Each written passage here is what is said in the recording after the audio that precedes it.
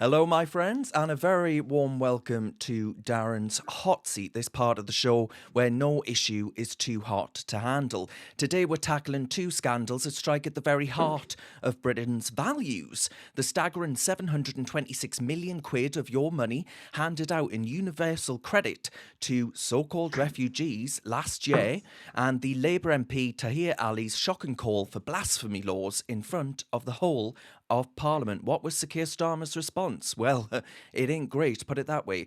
Joining me to expose the madness and fight for British common sense is someone who knows a thing or two about taking on the establishment these days. Richard Tice, Deputy Leader of Reform UK, joins me in the hot seat tonight. Richard, thank you very much for your company. Great pleasure, Darren, and it's wonderful to be on your show for the first time, I think, It is.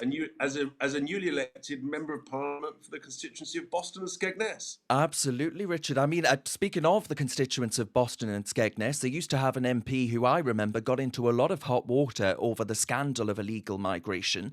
And actually, I wonder how they'll all feel, Richard, at the 726 million quid of their money that has gone out in the name of universal credit for so-called refugees. Now, as you well know, tens of thousands of those are actually at the minute going through getting legal aid for free at the taxpayer's expense. And actually, this will enable all of them to access this cash even further. I mean, how much of a scandal is this to your constituents?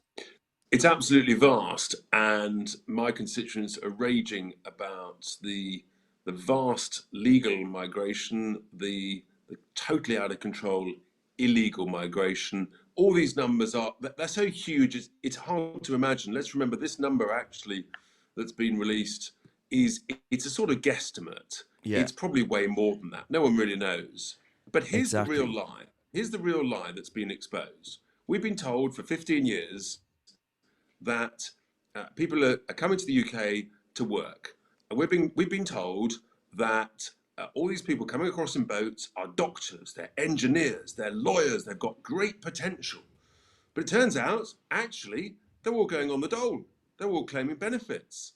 So I think fundamentally, once again, we've not been told the truth. We've been gaslit, we've been misinformed, and voters are absolutely furious about this. It's got to stop. It's Well, very it does. simple. Yeah, It's very simple. If you haven't paid in, you can't take out. yeah. It's I a mean, principle that gets people working. And look, historically, 20 years ago, this actually worked quite well.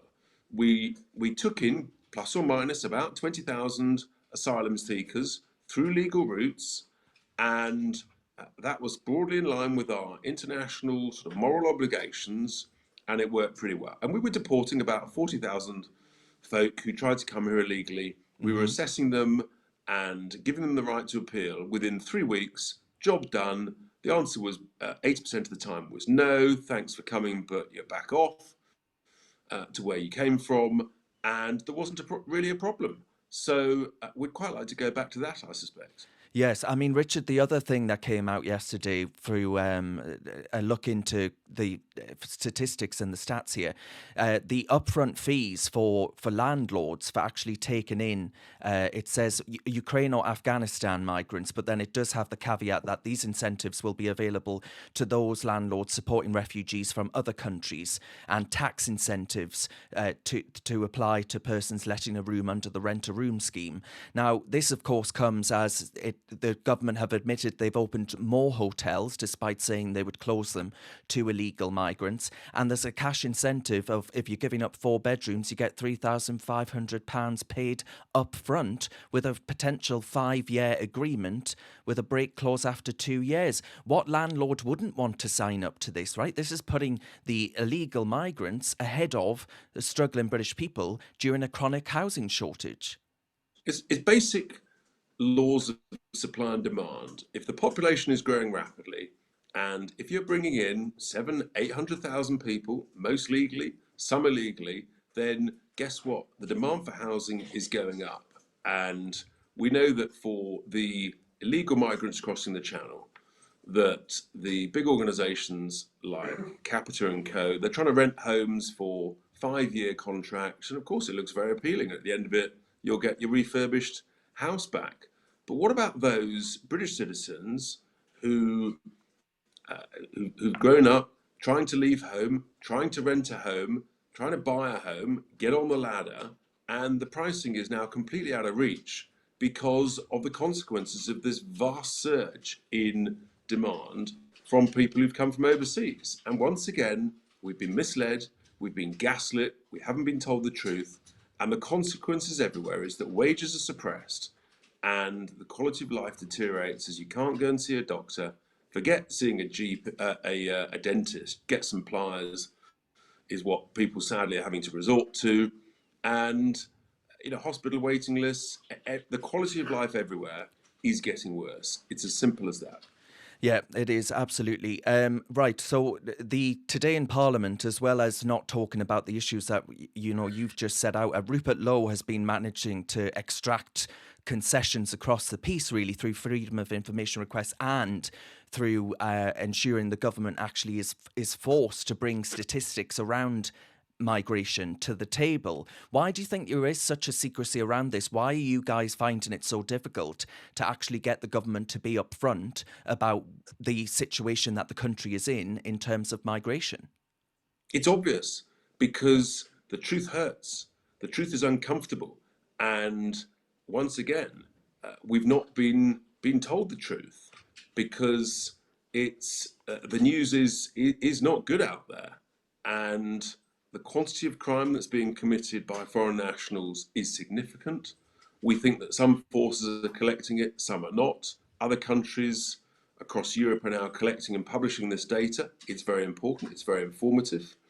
And good data, good transparency leads to good government and trusting government amongst the people. And look, we'd all love there to be no crime, from whether it's British citizens or foreign nationals. But that's not the reality. Just tell us what's going on. Tell us which countries are more likely to commit more crimes from which overseas nationals.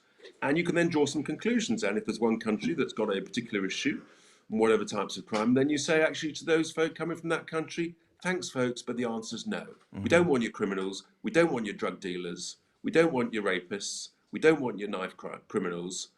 Just go somewhere else. Yeah. And that's why they don't want to do it, because they don't want to be put in that position of having to say that, because there would be total outcry from the British people every time a migrant from that particular country came to this country. I mean, only today, Richard, we saw that there has been an arrest where a woman was sexually assaulted, and actually the guy from Sudan is actually in our prisons for the next 5 years, and we're going to be paying for him for that time. He shouldn't have been here in the first place. Why waste your time? Just deport a lot of them. Yeah. You free up 10,000 spaces, which means you don't have to free prisoners early. You save a bunch of cash. This stuff's not rocket science. I'm not a scientist. It's just basic common sense. Richard, a couple more questions, because I know you're stretched for time. It's busy in the days of reform trying to actually hold this absolutely dire government to account. But I must ask you about Tahir Ali's comments, a Labour MP in Parliament today, who effectively called for blasphemy laws to be introduced in Britain under the guise of tackling division and hatred. Just have a quick watch of this. Thank you, Mr. Speaker. November marks Islamophobia Awareness Month. Last year, the United Nations Human Rights Council adopted a resolution condemning the desecration of religious texts, including the Quran, despite opposition from the previous government. Acts of such mindless desecration only serve to fuel division and hatred within our society. Will the Prime Minister commit to introducing measures to prohibit the desecration of all religious texts and the prophets of the Abrahamic religions? Can I agree with him that desecration is awful and I think should be condemned across the House? We are, as I said before, Mr. Speaker, committed to tackling all forms of hatred and division, including, of course, Islamophobia in all of its forms. Thank you. So, I mean, Richard, it is Islamophobia month, right? And they all go on about all of this and all the rest of it. And these issues come to the fore every 2 minutes in that parliament. But is this a step toward curbing freedom of expression, in your view? And what kind of precedent do you think this would set for British society? I don't ultimately think it's laudable to go around burning books that might be, or burning books in general, but those that might be offensive to particular religions. But it does suggest to me a growing trend where actually politicians are too afraid to really say this is a step in a wrong direction, where we're going in de facto blasphemy laws. So just remind me, which is Christophobia month? Which is anti-Semitism month? The whole thing is a complete nonsense. It is divisive. It's virtue signalling. Every month should be a month where you condemn hatred and racism, and that it's very simple. And we've got existing laws that deal with that. We don't need any more laws. But desecrating anything is, it's offensive. But we do live in a democracy, and the point about free speech is that I don't like to offend people, but some people are a bit snowflakish and they take offence over things that frankly I think are daft. So the point is that the right to free speech means if you want to live in a democracy, then sometimes you're going to be offended, and you've just got to put up with it. Have a bit of resilience, and look, it's poor behaviour to deliberately desecrate a religious text. Do you need extra measures to deal with it? No. Just actually have a bit of just moral fibre. Yeah. Make it socially unacceptable in any walk of life. You just say, come on, actually, let's just work together. Because it could be said, right, that the Batley Grammar School teacher still in Haydn, for example, may never come out of Haydn, and that was for showing a cartoon. This is all wrong, but it requires courage. It requires leadership to say, actually, I don't give two hoots about your sexuality, your gender, your religion, the colour of your skin. I just want you to come and abide by our values of tolerance, compassion, accept that our foundation is based around Christianity. We ain't doing Sharia law in this country, and we all push on. We've all got a duty to contribute to our communities, to our economy. We've all got a duty to work, if physically you can, and that's how we all get better off. And if you get better off, people get on better. It's as simple as that. I mean, Nigel has come under attack by figures on the right in the commentary sphere for his comments around Reform UK actually needing votes from Muslim communities, for example. What would you say to viewers who want confidence that, even whilst trying to win over small c, I guess, Muslim voters, that you would actually challenge robustly any attempts to put in place de facto blasphemy laws, such as these championed by Tahir Ali, for example? We want voters from all walks of life. I don't care about the colour of your skin or your faith. We just want people who subscribe to traditional British values and believe in our policies about how we make this country great again. It's as simple as that. And I just don't think that is what's happening. Is you've got various people from various groups who are deliberately trying to divide, distort, discriminate, race bait, and all this garbage. And it's just absurd. It's an utter waste of time. It's totally unhelpful. Just focus on how we're going to run this country properly. How we're going to make people better off, not worse off.